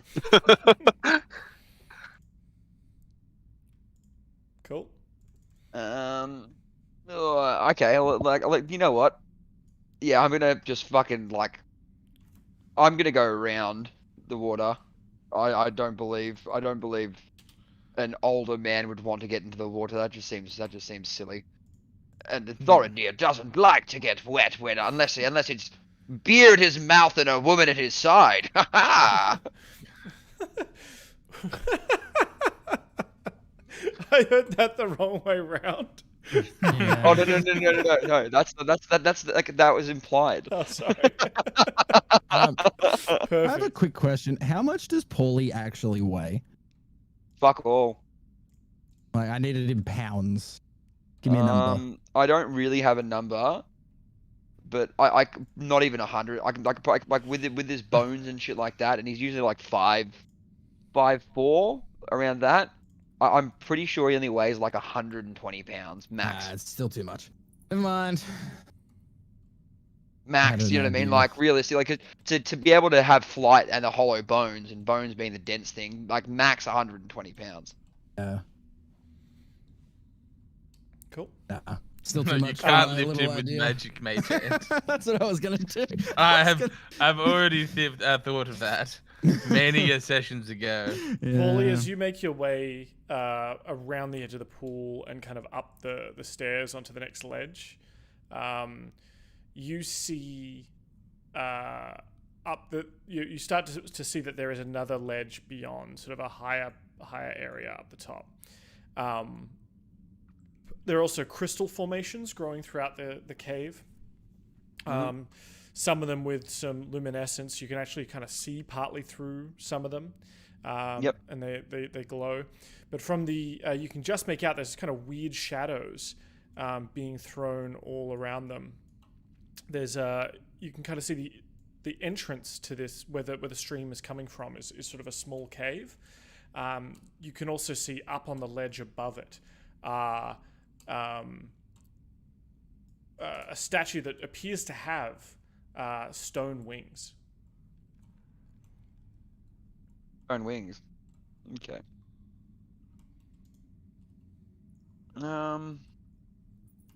Well, I'm gonna just yell out to them as like, well, while you boys now sit down in there and play, the real men are gonna get to work. And then literally just pointing to himself. I'm gonna keep walking up. Thorendir is just spitting out like a fountain, and this is landed on his belly as he's backstroking. Reynaud's going to once again quickly reiterate the fact that he's very sickly, and if anyone could throw him a healing word of some sort, it would be very appreciated. Well, I'm going to heal you for 4. That's a waste of a spell spot, bro. You got potions? No, I don't. Wow, then. Y'all don't pay me, remember? Wow. Thorendir flicks him one of the things he got. What are they? The citrine. Yeah, and then and I'm like, use that to get a healer back in town when we go back. Works for me.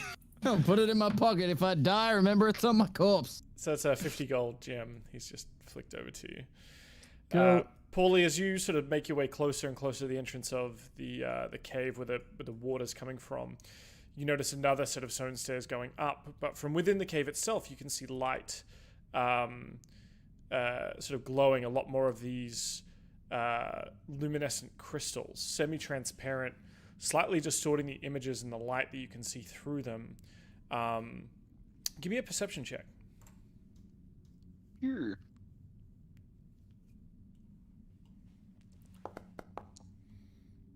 Oh, there's your rolls. 23. Yeah, like a magpie in your old age, you see something shiny glinting off the illuminated light within that cave. All right, I'm gonna yell back for Winfred. Winfred, my boy, come help this old dwarf, and see if we can see what this shiny thing is. Winfred's actually currently chewing on a taco, but a penis. It's a penis, ladies and gentlemen. I'm just gonna. Where the fuck did the boys go? We're in the water. There's 2 of us in the water, and then there's a bird that's gone up the stairs. I feel like I'd be swimming with Thorendir at the moment. I'm gonna follow the sound of Paulie's voice and follow him. So where's he? Up here. I'll go back to the edge of the stairs and come yell for you. There we go. Yeah. So what do? Do I just like pick him up and just start carrying him? If you want. You know what? My knees wouldn't complain. Yeah. No, I just pick him up. That's what I do. Put me on your shoulder. Yeah. Exactly. Cool. So you flip over your shoulder and keep walking forward. Yep. You also start to see, and it's fading your sense of the magical awareness. I believe it only lasts for a few minutes, right? Yeah, 1 turn. So. Oh, okay. Yeah. So it's shiny things are. Or like 60 seconds here, outside of combat. I'm pretty sure. Right, they're up the shiny things are up the stairs. The shining crystals all over this area. So okay, I see them. In the water itself. These sort of semi-transparent shining crystals that glow with a light. but they illuminate up the stairs and obviously within the actual in the stream and within the there's a cave kind of underneath this overhang. And then the fireflies? and the stream comes out of that. Correct. Yeah. Winfred, my boy, let's go look at these shiny crystals just quickly.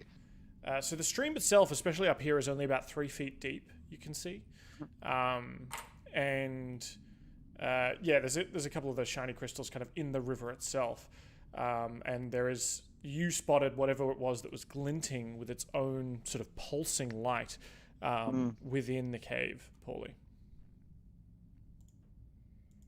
All right. Well, maybe we should get the boys to come up.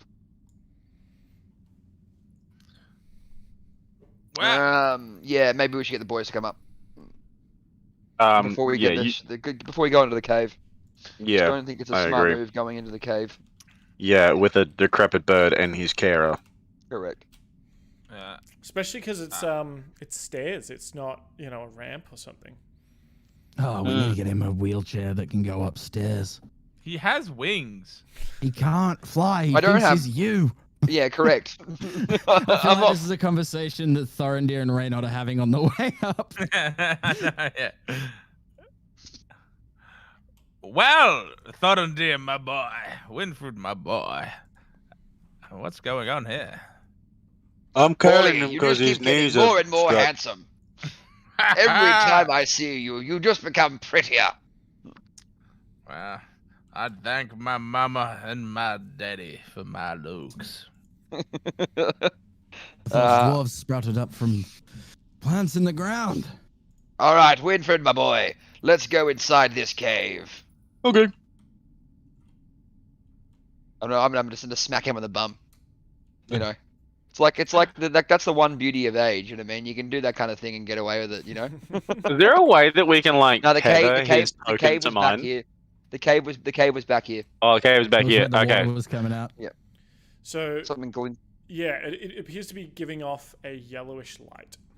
I'm gonna pop a. Can I just stealth real quick before we go inside to see what's going on? Sure. So yeah, what are you hiding behind? What are you doing specifically? I'm just like creeping. Okay. You boys creeping behind Winfred. All right.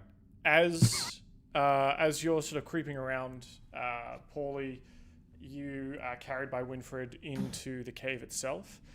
Inside appears to be sort of a large yellow diamond. This sort of uncut gem. And as you get closer and closer to it, you hear the sound of grinding stone. Mm-hmm. And the shadows, or the kind of light around you jumps as if shadows have moved. Sorry,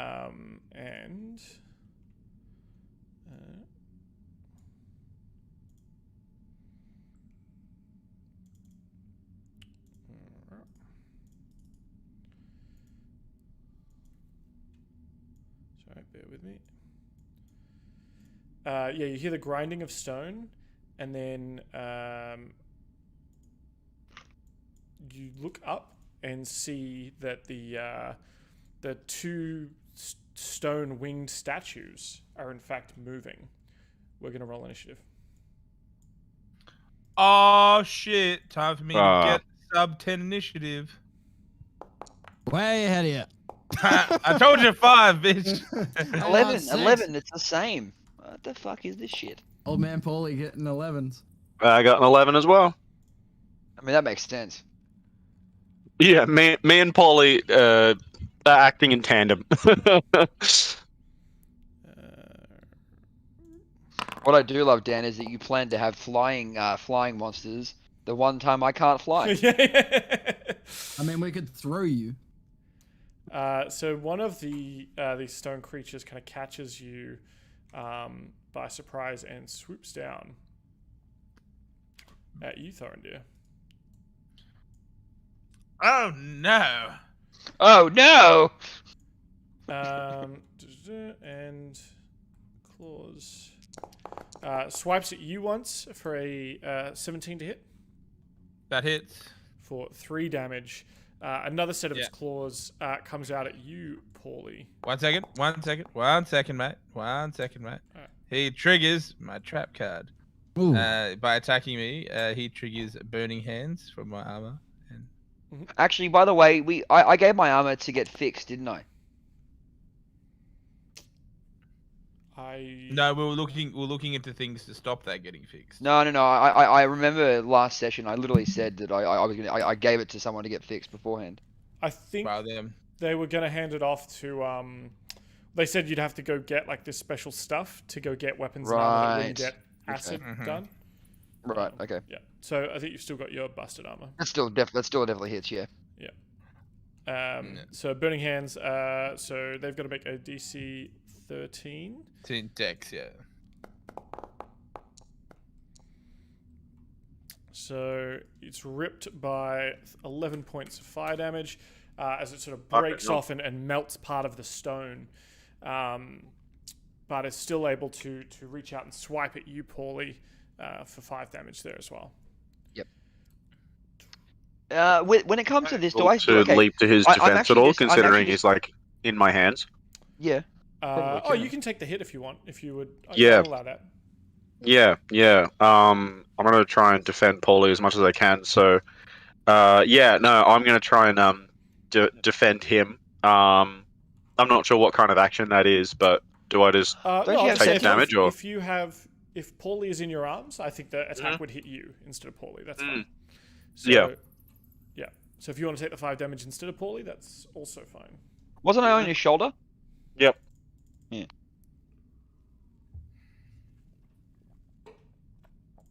Cool. It's Paulie's turn. I'm basically gonna go. Damn you, you stone bastard! Don't hurt my supple body before I can enter it myself. Because he's obviously hit my beautiful, beautiful body, being Thorendir.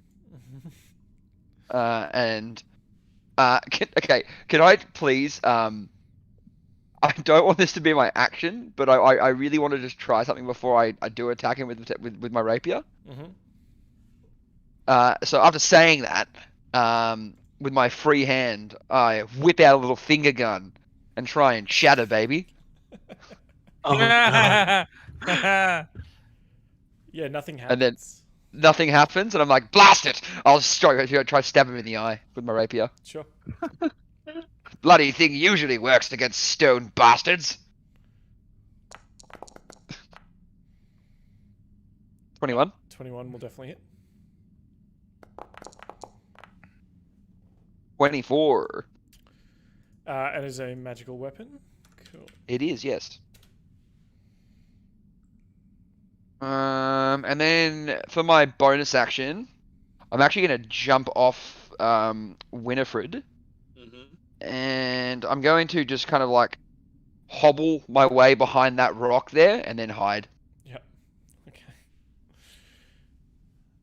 Cool. Roll stealth? Yeah, so give me a stealth action. Fucking cunt. It's not great. Winfred. I'm gonna. So, which one attacked me? It was the one that's like right in front of me, isn't it? Correct. Okay, cool. I'm gonna go into a rage. Mhm. Again, surprise. And I'm gonna go vines again, I suppose.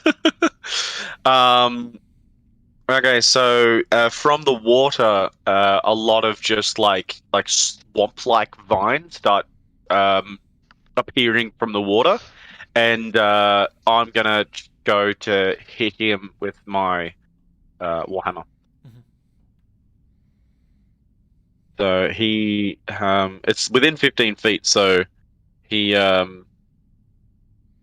he wants to move in and out of this space, he's going to have difficult terrain unless he's like flying overhead. He is flying, but yeah, he Okay. Yeah, I rolled a 17. A 17 hit. 17 will hit.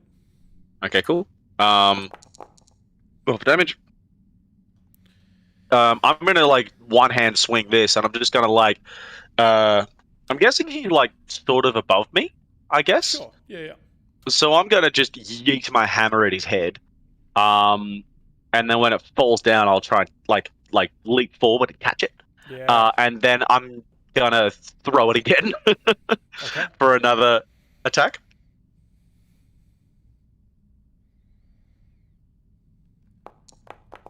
Did that work? 11 It is did. not enough, I'm afraid. 11 isn't not enough. All right, so I'm gonna like throw my hammer and it's gonna go flying past his head. Yeah. And land over. I'm gonna guess it's like over here somewhere. So I'm just gonna like leap forward, grab it, and then leap forward again, and I'm grabbing it, and I'll be here now. Yeah. I'll allow that. That's cool. All right. The other gargoyle takes flight, swoops down, and this one's going to take a swing at Reynard. Does the other gargoyle notice that I'm there because I was stealthed? You were stealth. That's excellent. So it only sees Pauly, who has a shitty stealth roll. What was your stealth roll? It was quite good. Yeah, mine was like 23. Yeah, it's not seeing you. It is known. It is known. It is known. So it tries to swipe at you with its claws, Pauly, as it flies by you. 13 to hit. No, does not hit. It swoops past you and over you, Reynard. I'm going to allow you to get an opportunity attack here if you would like it. Do I get one too? No, because it's not leaving your threat. Okay. I don't think. Right. So, how long has it been since we dealt with that ghost? Has it been less than 10 minutes? Probably, yeah. Okay, fantastic. I am going to opportunity attack it. Can I target this big motherfucker? I need to move my token for a second. Sorry, I'll move him here. Okay, let's do that. And then I'm going to Astral Self Punch for 14 to hit. 14 will not hit. You have advantage, though, because he doesn't see you. Very good point. Let's do that one again. Ah, that's a 1. No luck. Well, and then I'm just going to yell, "Surprise, bitches!" Because now they can see me. Yeah, but he was dialed in to make his attack on Thorendir, and so he does for a 12 to hit. That does not hit. No. Okay, Reynard's turn. And then All right, well, I'm going to just get straight back into it and throw another wham bam. That's a 1 again. Okay, I'm going to spend a key point. Yep. Where my key point's gone? There. I also get a second attack before spending a key point, don't I? So I get do you? 2 hits, was it? No? Probably. I'm a monk. Like, I get heaps of crazy shit. Yeah, I know monks No, definitely do. monk shit. Eventually, I don't know if it's you get it as early as barbarians. Action. Let's have a look. Actions in combat.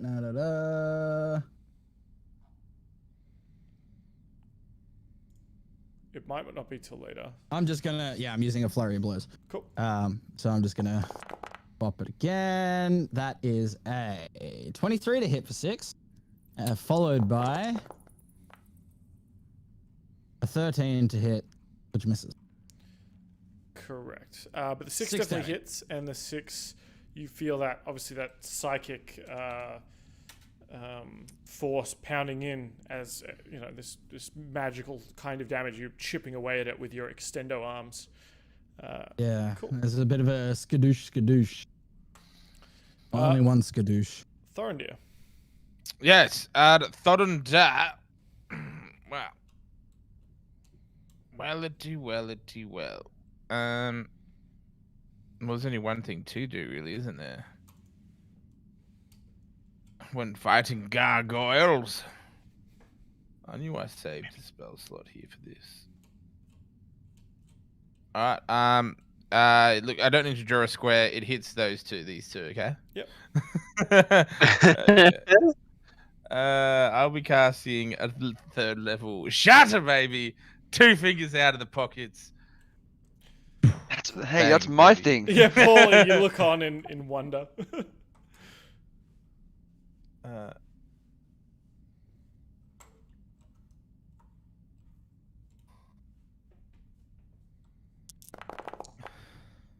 Two 8s. Oh, Good job. And they're made of inorganic material, correct? Because they're gargoyles. Absolutely, they are. So they have disadvantages. Okay. On this saving throw. And is it con save? Is it Con 14? Yeah. con save? Well, I didn't. Oh, I didn't roll it with this. Oh, that's bad. he didn't roll it with disadvantage. So the first one's a 9, and then the second one is a 10. 13. 13. So they both fail. Both fail. So they both take 22 thunder damage, as yeah, and there's just an explosion of sound. A mighty crack resonates out as the finger guns come out. And one of the gargoyle that kind of hit Winfred or has been hit by Winfred a bit just explodes into pieces of shrapnel and is destroyed. The other one. When Winfred looks up at the narrator and just says, "Why does he get all the cool spells and I got fucking flowers?" The narrator says, "Well, he did just subscribe to me on Twitch, so who's to say that that the playing field is even?" But you know, you can always go to twitch.tv/sheriffdan or youtube.com/nonfictiongaming, and you too can have level 3 shatter spells that deal incredible amounts of damage to inorganic material. I'm subscribing to the. What a great segue! That was good. Look, it ain't gonna be as good as next month, because then it'll be the big year, baby. Fuck, has it been a year already? 11 months. Yeah, thank you very much for that. Wow! Since I've been subscribed to him. Yeah. So next month. Oh, I thought it's been a year since we started playing. I was like, God, it can't be that long already. You only think would have it's been started probably. subscribing. you joined late. You joined a couple of weeks late, so it'll be a year for us, I think. Yeah, I think Yeah. Be over a year for us, because like I mean, Yeah. we had quite a lot of stuff. Yeah. Cool. Well, it's when did you start doing it on the like on the YouTube, because we can just take YouTube, can't we? Yeah. Well, let's not bog down the game with that just Okay, for now. sorry. It's not bogged down. I do. And I will then use my bonus action. Winfred, my boy, now that's how you shatter a gargoyle. Show me how it's done, my friend. And I cast Bardic Inspiration on Winfred. Yeah, dope. Thank you. Don't forget him, please. I won't. Cool. All right. So it's Pauly's turn. As one of the gargoyles completely shatters, the other one has a massive rending crack through its stone. One of its wings possibly even falls off, and it falls to the ground. There's sort of a large splash as well. A lot of the crystals in this area have exploded, and just shards of crystal have gone flying about. All right. I'm going to use my bonus action first, and I'm going to yell out to Winfred for his next turn. Winfred, my boy, the gargoyle's low. Take it down. And try and give him bardic inspiration. Do you think you had a delayed chatter then, thinking that was yours? Yes. Sorry. Yes. And I'm going to try and give Winfred bardic inspiration. Well, you notice he does feel pepped up. You're not sure if it's from what you said or what from this imposter to the throne says. Oh, I love that. And then I'm going to attack 13. 13 will not hit. Okay. Actually, I've got an inspiration. Can I burn that inspiration to go try and hit it? Sure. All right, I've gotten rid of it.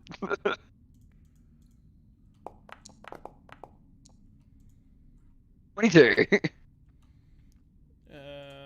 22 will definitely hit. Yep. 18 damage. It's pretty good. With Talon, you leap forward, cracking off bits of stone. You know, parts of its fangs are falling off, and so on. It doesn't look great. Not much more would be required to knock this thing out. Okay, my turn. Yep. Okay, cool. I'm gonna wink at Thorendir like really, really, really badly. Like, I'll be like, "Thanks, Thorendir," and I point at Pauly, and then I'm gonna throw my hammer at him again. Sure.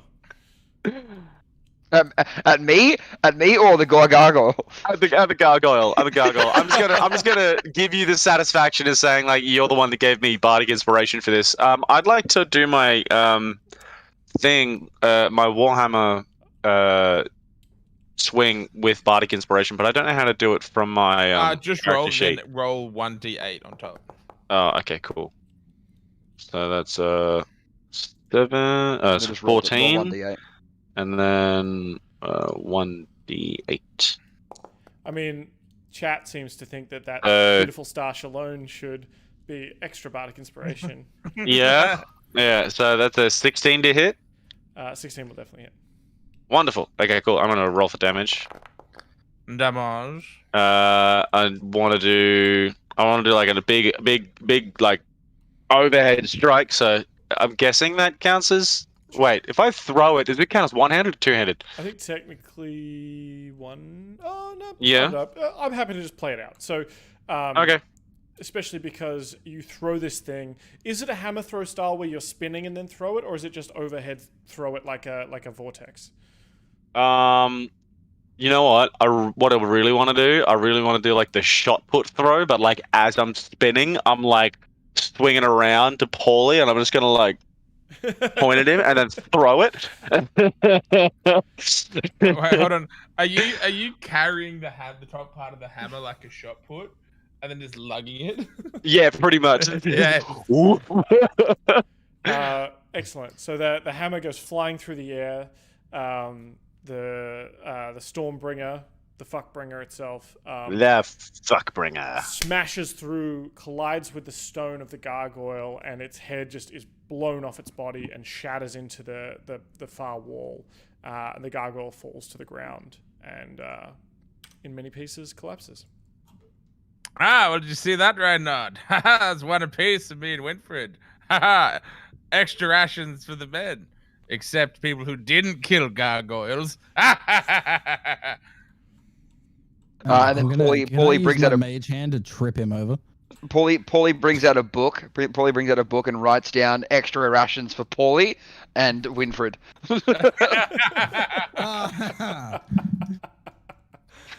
That's good. How can you trip me with mage hands? You can only carry like 10 kilos, can't you? Yeah, but it's 10 pounds, but I don't have to push you over. I just have to place it in front of you. It's also, I mean, while they're summoned, they also can attack, theoretically, so you could do a trip maneuver for sure. Yeah, I and it's counteract with invisible. mage hand and slap it. My mage hand's invisible because it's psychic. It's one of my Gith psionics. Isn't all mage hand psychic? No. Well, it is, but unless you've got the Gith trait, you can still see it. It's ethereal. Mine isn't.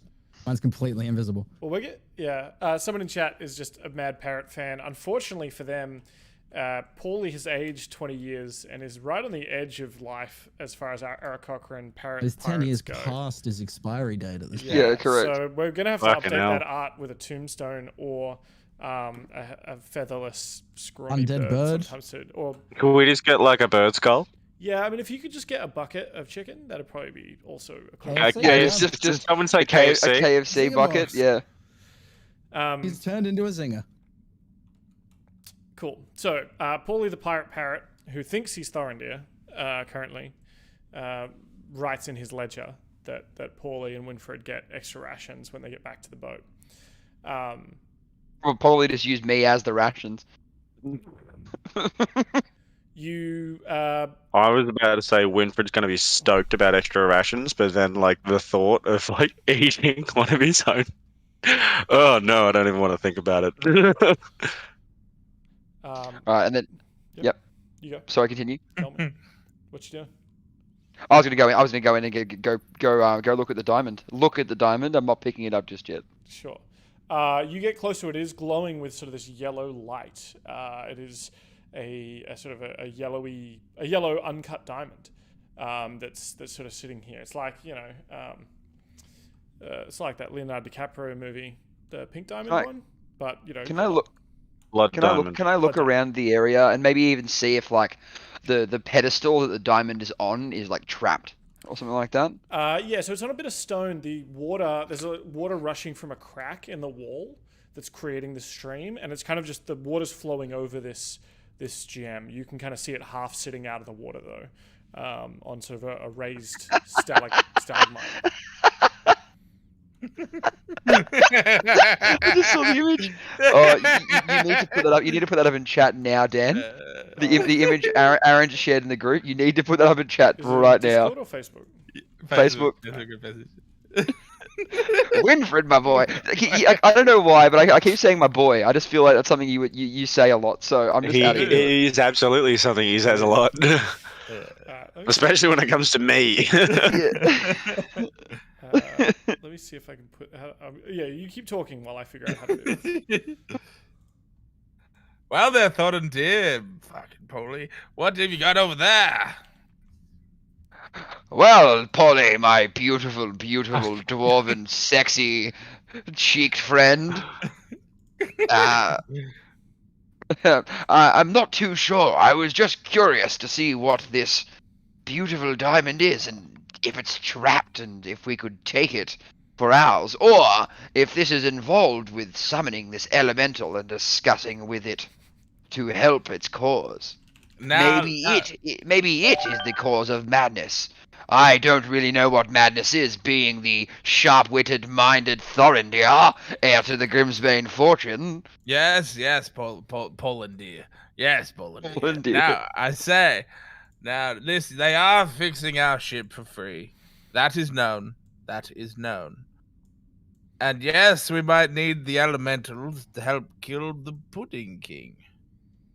But how much would you say that diamond's worth?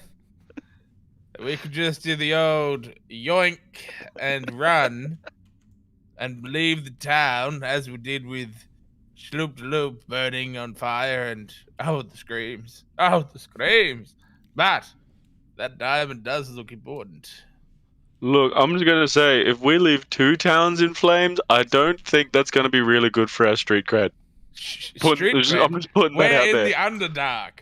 Well, this isn't our plane of existence. Pauly, Hey. I understand that burning and screaming and stealing things is important to you, but someone in that town may know how to fix our problem here. You being in my body and me being in your body, and if I'm right, you've also aged 20 goddamn years. We need to change this, and we might be able to fix it. Yes, we could change this by killing the Gif and the battle in the other way, but this stone, I'm saying, do we use it, steal it, or I don't know. That's what I'm asking you. Well, Thorendir, clearly, in your many, many adventures and wisdom, what do you think? Do we steal the gem, use the gem, or leave it be? Can I have a look around the pedestal and see if it's trapped or anything like that? Sure. Give me a perception check. 13. You don't think there's anything... There's no physical traps or tripwires, or you don't think this is a Indiana Jones situation where the pedestal's going to fall down, etc. Is it magical? Like, is it like a magical...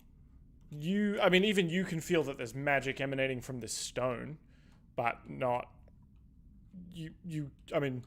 a perception check's not going to give you any insight on if there's like magical traps or anything. Yeah, no, of course not.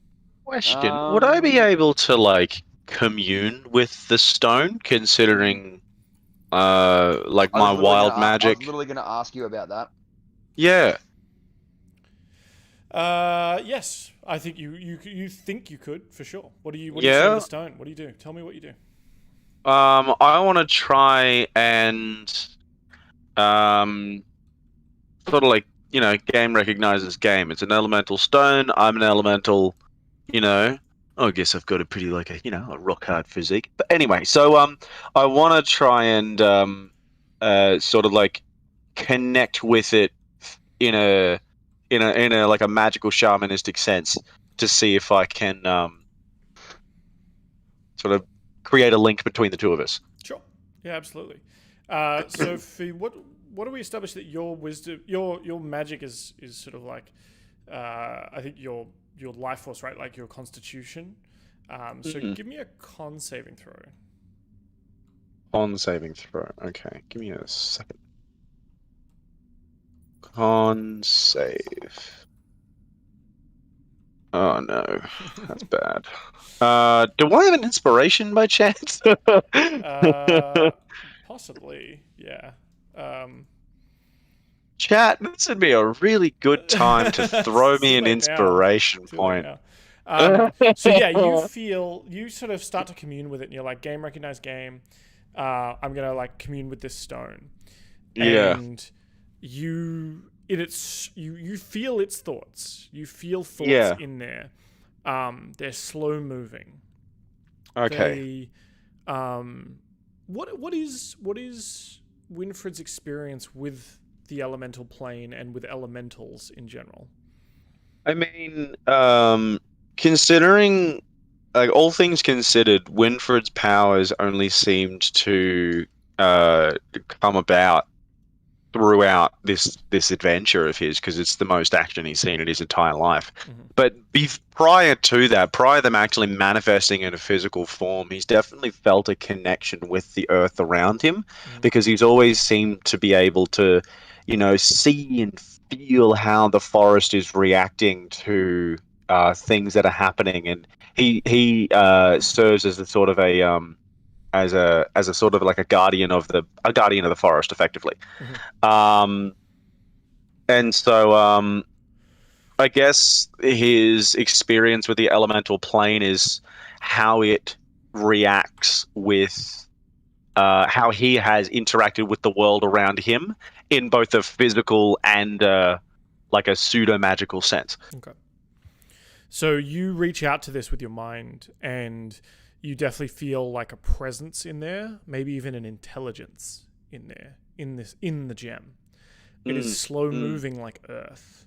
It is stolid and stubborn. And it is angry. Okay. And you can hear it. You can hear just this sort of a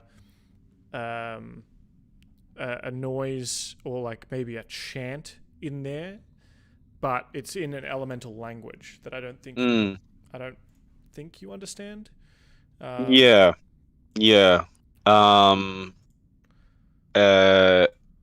So for everybody, like, outside of the stone, you see Winfred sort of like kneel down and start communing with this stone, and what you hear him say is just, "We are patient."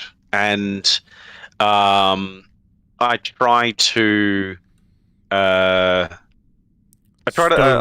endure. Yeah. Like, I can speak Auran, air elemental. Can I maybe even try commune? Oh, I guess no. I'm Thorendir. I think that's no. Yeah, I think that's kind of the opposite of Earth. But yeah, no. I want to try and I guess it's sort of like a persuasion. Like it's sort of like break through that stubbornness. I want to try and commune with the Earth effectively. Okay. Give me another con, just a straight up con check.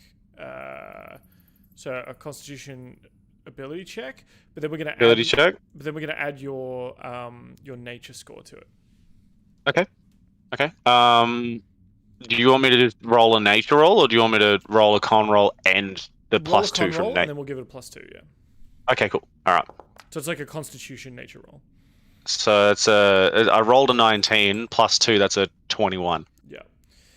So you're getting in. You're getting in the zone. There's some low droning, I believe, to kind of get to the right vibration, the right frequency, to talk to this thing.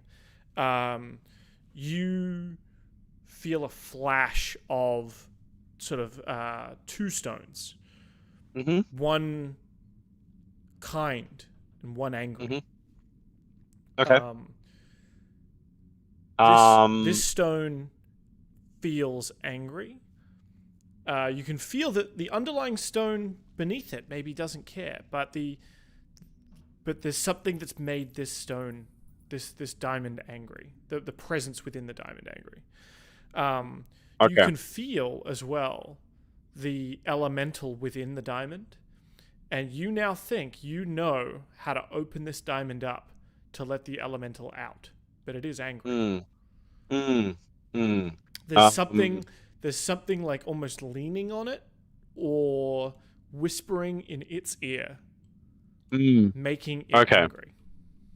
Okay. The elemental, the angry elemental stone, that I can see in my mind's eye, the angry elemental stone is being like whispered to by another. Yes.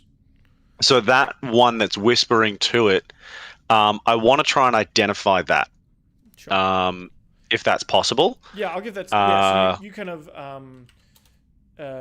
mean, you had an excellent roll. You try and get a grasp of it. It's hard to take it in its mass, like how massive it is.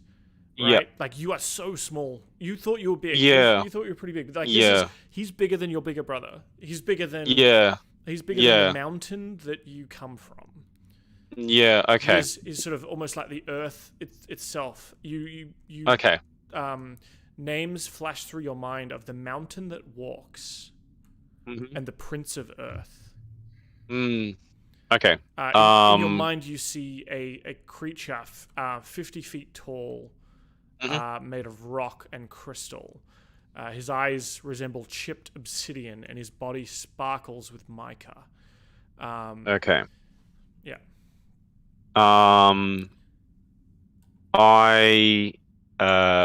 I guess like the others will hear this as I'm saying it, but I'm also saying it to the presence in front of me. I want to say to this Titan-esque figure in front of me, I want to like kneel down in front of him and ask him, "O Prince of Earth, what angers you so?"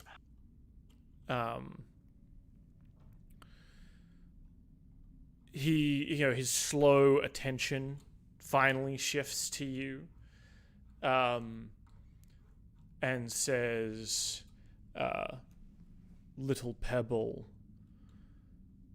cast off the flesh. It is weak and spongy and useless. It decays. Only stone endures. My brother is wrong to help these creatures. Join me. Rage and throw forth your rocky hide to crush and destroy them. They won't even be dust, as they only dissolve into nothing. We endure." And you can feel like his message is starting to come through. It's like, yeah, fuck flesh. Rocks is where it's at. And that's where we're going to end up for this week. Yeah. I had a solid reply planned for that too.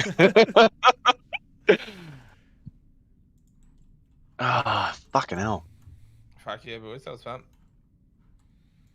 Very good. That was good. Man, I felt like I was about to be squashed by a 50-foot titan. Honestly, like I was scared. I was like monitoring my every word, thinking to myself like, this fucker could like just turn around and just be like, and just gone. There goes Winfred.